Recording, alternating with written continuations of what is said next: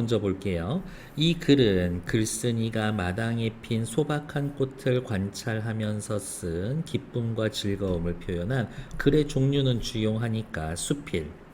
이른 봄눈 속에서 꽃을 피워내는 복수초를 관찰하여서 감탄하고 자랑스러워합니다. 꽃 출석부를 만들어 이렇게 집에 정원이 있는데 정말 다양한 종류의 꽃을 키워.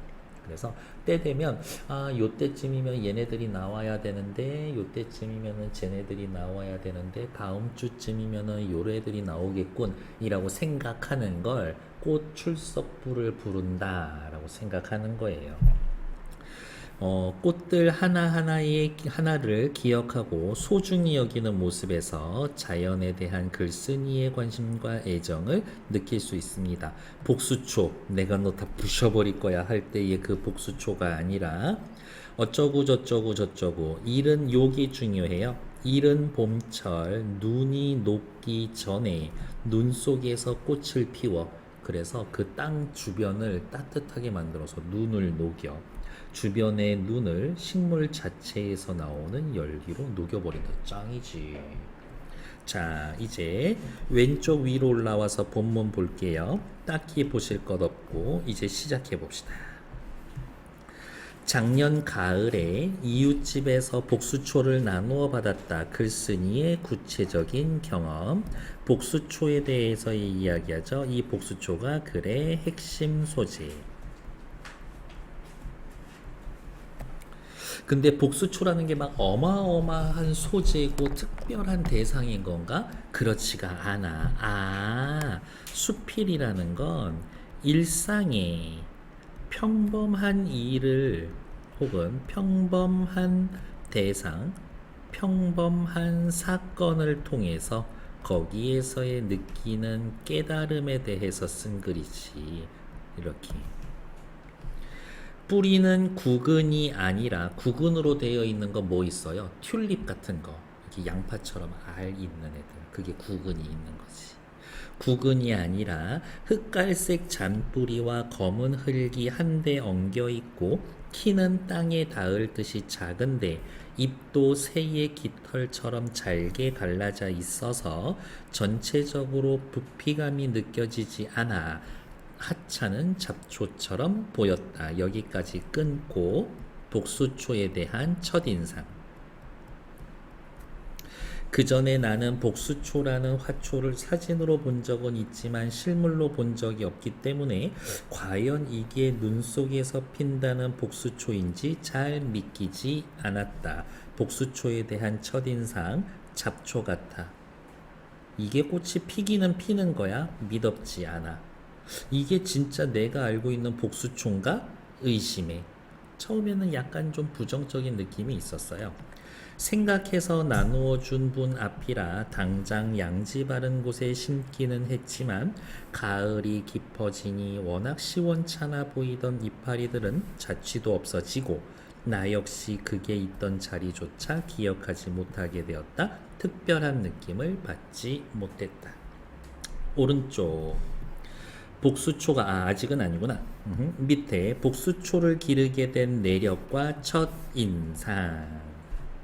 됐어. 아마 3월이 되자마자였었을 것이다. 시간이 경과했습니다. 시간의 경과에 따라 대상에 대한 인식이 변함. 미리 쓸게요. 시간이 경과함에 따라 대상에 대한 인식이 변화. 대상에 대한 인식 변화.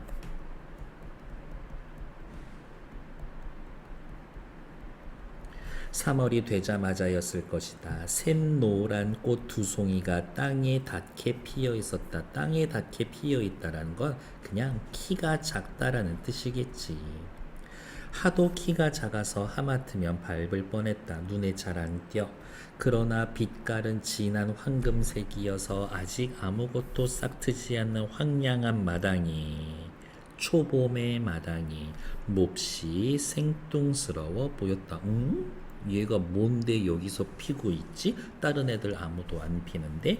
그리고는 곧 눈이 왔다. 큰 눈에다가 네모치고 별표. 복수초에 대한 생각이 변화하게 된 계기. 아무리 눈 속에 피는 꽃이라고 알려져 있어도 그 작은 키로 견디기에는 너무 많은 눈이었다. 나의 눈으로는 눈의 무게를 이기지 못해 꺾일 듯이 축 늘어진 소나무 가지를 바라보면서 소나무 가지는 눈의 무게를 이겨내지 못해 마음으로는 그 샛노란 꽃의 속절없음을 생각하고 있었다. 야, 저 굵은 소나무도 이렇게 휘어지고 부러지기 직전인데 며칠 전에 봤었던 그 복수초 눈에 깔려 죽었겠지? 생각. 대문 밖에 눈은 치워주었지만 마당의 눈은 그대로 방치해 두었기 때문에 녹아 없어지는 데에는 며칠이 걸렸다. 놀랍게도 제일 먼저 눈이 녹은 데가 복수초 언저리였었다. 왜? 복수초 그 자체의 열로 열기로 눈을 스스로 녹이고 있었던 거지. 그 작은 풀꽃 같은 머리칼 같은 땅 뿌리가 땅속 어딘가에서 따뜻한 지열을 길어 올렸기에 복수초는 그 두터운 눈을 녹이고 더욱 샛노랗게 더욱 싱싱하게 해를 보고 있었습니다. 유달리 복수초가 어떻게 싱싱하게 느껴졌습니다. 온종일 그렇게 피어 있다가 해질 무렵에는 타원형으로 오므라든다. 그러다가 아주 시들어 버릴 줄 알았는데 어머, 다음 날 해만 뜨면 다시 활짝 핍니다. 그 이전엔 복수초가 이런 꽃이었는지 몰랐어. 주의 깊은 관찰을 하며 복수초의 특성을 알게 됩니다. 화살표 하나 써줄 수 있죠. 왜 주의 깊게 관찰을 했습니까? 복수초에 대한 인상, 느낌이 달라져서. 인상이 달라짐. 그래서 주의 깊게 관찰을 했고 그를 통해 복수초의 특성을 알게 되었다. 그러나 마냥 그만 있을 수는 없다. 곧 안 깨어나고 져버리는 날도 있겠지. 그게 피어 있는 동안만이라도 생각이 완전 바뀌었어. 누군가에게 보여주고 싶고 자랑하고 싶어졌어. 복수초 너 알아? 눈을 이겨내. 이 근처에는 눈도 빨리 녹아. 밤 되면 오물었다가 아침 되면 다시 이파리를 핀다고. 너무 신기하고 멋있지 않아? 색깔 봐, 황금색이야. 너무 예뻐. 복수초의 생명력, 신비로움을 자랑하고 싶어. 나는 집에 손님만 오면 그걸 구경시킨다. 자랑하는 거지. 그러나 내가 기대하는 것만큼 신기해하는 사람이 별로 없다. 시모룩. 어떤 친구는 마당에 피는 꽃이 100가지가 넘는다고 해서 부러워했는데 야, 이딴 것까지 포함해서 100가지냐? 쳇! 기가 막히게 물었었다. 듣고 보니 내가 그런 자랑을 한 적이 있는 것 같았다. 근데 그거 거짓말 아니야. 진짜 100가지 넘게 펴.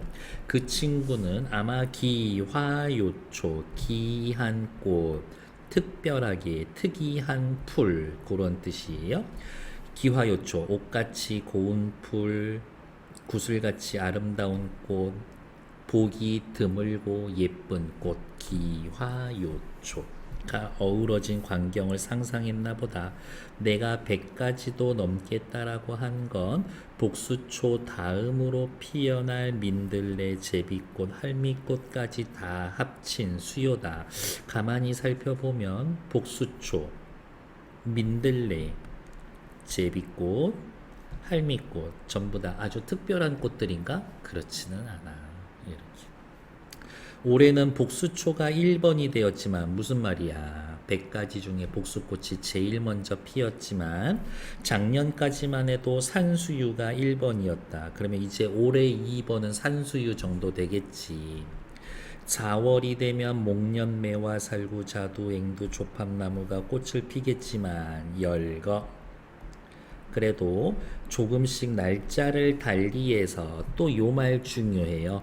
순서대로 피면서 그 그늘에 제비꽃 민들레 은방울 꽃을 거느린다. 제일 먼저 핀 건 복수초지만 잎이 제일 먼저 흙을 뚫고 드러낸 건 상사초, 그 다음은 수선화다. 우와, 여러분들 지금 여기까지 나와 있는 꽃들 전부 다 사진 주면 구분할 수 있어요? 없을걸? 그렇지 않나? 그냥 무궁화 장미 정도나 구분하지. 이 정도죠. 꽃에 대해서 엄청 해박해. 수선화는 벚꽃이 필 무렵에나 지고 상사초는 잎이 시들어 지상에서 사라지고 나서도 한참 더 있다가 꽃대를 올릴 것이다. 글쓴이는 꽃의 이름과 특성, 꽃이 피는 시기와 순서를 잘 알고 있어. 이렇게 그것을 기다리다 마중하다 보니 내 머릿속에는 오케이, 출석부가 생기게 되었고, 출석부가 생기게 된 이유는 뭐예요? 그러한 꽃들을 기다리고 마중하니까 출석부가 생기는 거지. 원래 출석부란 이름과 번호를 매기는데 100번이 넘는다라는 걸 알게 되었다. 어느 날 한가한 이렇게 세 보셨겠지. 뭐뭐뭐뭐 피고, 아 얘네들은 헷갈리는데 거의 같이 핀다고 할까? 이렇게 꼽아봤더니 100개가 넘었었던 거지. 이름을 모르면 100번이라는 숫자도 나오지 않았을 것이다. 즉, 나는 이 100가지 넘는 꽃들의 이름을 알고 있어. 꽃에 애정이 있구나. 그것들이 순서를 지키지 않고 멋대로 피고 지면 이름이 궁금하지 않았을지도 모른다. 그런데 뒤에 얘기 나오겠는데, 그랜데가 아니라, 그런데 내 정원에 있는 꽃들은 순서, 서로 피는 순서가 있어. 그래서 출석부를 만들 수 있지. 그렇게 얘기가 흘러갈 거라고요. 나는 화분이든 뭐든 잘 못 키워. 이렇게. 그래서 집에 막 화분에 엄청 잘 키우는 분들 보면은 되게 부러워. 이렇게. 그런 집에 가면 그 집이 우리 집보다 해가 또 잘 뜨는 것도 아니야. 근데 이상해. 뭐 암튼 그렇다. 머릿속에 꽃 출석부가 있대요. 꽃의 이름과 피는 시기와 순서도 알고 있고 기억하고 있어 모든 꽃을 소중히 여기고 있다. 다음 페이지. 복수초에 대한 이게 중요한 거야. 글쓴이의 인식이 변화했습니다라는 말이 중요한 거예요. 이렇게 시간의 흐름에 따라 인식이 변하게 된 계기는 뭐였었지? 눈이 내리고 나서였지. 눈이 내리는 것을 통해 복수초에 대한 인식이 바뀌었다. 밑에 복수초에 대한 글쓴이와 어떤 친구의 차이. 글쓴이는 자랑하고 싶어 하지만 어떤 친구는 그래서 뭐 어쩌라고. 마당에 핀 꽃들에 대한 글쓴이의 태도는 관찰력이 있어요. 꽃을 좋아하죠. 꽃과 함께하는 생활에서 기쁨을 느끼고 있습니다. 밑에 이제 또 마저 읽으러 갈게요. 내가 출석을 부르지 않아도 그것들은 올 것이다. 출석을 부르지 않아도, 의식하지 않아도, 걔네들에게 특별한 의미를 부여하지 않아도 그것들은 올 것이다. 그래도 나는 그것들이 올해도 하나도 결석하지 않고 전원 출석하기를 바라기 때문에 그것들이 뿌리로 씨로 잠든 땅을 함부로 밟지 못한다. 작은 생명에 대한 기대감과 애정이 넘치죠. 그것들이 왕성하게 자랄 여름에는 그것들이 목마를까봐 마음 놓고 어디 여행도 못할 정도로 마치 집에서 고양이나 개 키우듯이 그것들은 출석할 때마다 꽃을 피울 때마다 내 가슴을 기쁨으로 뛰놀게 했다. 백식구는 대식구다. 꽃들을 식구라고 이야기를 하고 있어요. 애정이 있지. 나에게 그것을 부양할 마당이 있다라는 걸 생각만 해도 뿌듯한 행복감을 느낍니다. 나 기본적으로 행복해요. 내가 이렇게 사치를 해도 되는 걸까? 괜히 송구러울 때도 있다. 글쓴이에게 있어서의 이 사치는 뭐예요? 100개가 넘는 꽃을 시간에 따라서 볼 수 있는 거겠지. 그것들은 내가 기다리지 않아도 올 것입니다. 여기 체크할게요. 내가 출석을 부르지 않아도 올 거다. 기다리지 않아도 올 거다. 그래도 나는 기다린다. 기다리는 기쁨 때문에 기다린다. 기다리는 것 자체가 기쁨인 거지. 마치 어린 왕자 같지 않아? 네가 3시 온다면 난 2시부터 행복할 거야. 너는 꼭 올 거니까 우리는 서로 길들여야 돼. 특별한 존재가 되어가는 거겠지. 꽃들에 대한 글쓴이는 애정과 기쁨이 있습니다. 뭐 그 정도 확인해 놓으시면 될 것 같고요. 글쓴이의 개성, 수필은 개성이 넘치는 거니까요. 자연을 사랑하고 자연과 함께하는 삶의 가치를 두고 있습니다. 크게 개성인 것 같지는 않아. 오히려 100개가 넘는 꽃에 대해서 이름을 알고 있어요가 난 더 큰 개성이라고 봅니다. 저는 그래요. 이렇게. 사람 이름 100명 외우는 것도 힘든데 꽃들을 그렇게 보고 얘기한다고? 다음 페이지. 윗글의 주요 내용을 살펴봅시다. 복수초에 대한 글쓴이의 생각이 어떻게 변화했습니까? 어떻게 변화했습니까? 시간의 흐름에 따라. 그리고 하나 더 써야죠. 눈이 내리는 것을 계기로 생각이 변했습니다. 이렇게 하시면 되겠죠. 뭐 내용은 다 아실 테고요. 머릿속에 있는 꽃들의 특성, 막 어마어마한 꽃이야, 막 한 송이에 막 해가지고 이거 뿌리까지 내다 팔면은 한 12만 4천 원 정도 받을 수 있는 그런 꽃들인 거야? 그렇지는 않잖아요. 전부 다 비교적 쉽게 볼 수 있고 작고 소박한 꽃들이다. 글쓴이의 태도는 어떻습니까? 꽃을 좋아하고 꽃과 함께하는 생활에 기쁨을 느끼고 있습니다. 바로 요게 앞 페이지 했었던 게 요게 글쓴이의 뭐라고? 개성입니다. 라고 했지. 100가지가 넘는 꽃들의 이름과 꽃이 피는 것을 알고 있다. 꽃을 소중히 여기며 잘 돌보고 있다. 밑에 나와 있는 공감하거나 감동하는 부분이 있으면 그냥 한번 해보시면 될 것 같고요. 다음 페이지. 이 글을 읽고 깨달은 거 있어요? 아, 부럽다. 나 어느 순간부턴가 나무 이런 이름 잘 아는 사람들이 엄청 부럽더라고. 그래서 저도 한번 해볼까 해서 봤는데 내 눈에는 아무리 사진을 보고 도해를 봐도 이게 구분이 가지를 않아. 구분이 가지를 않아.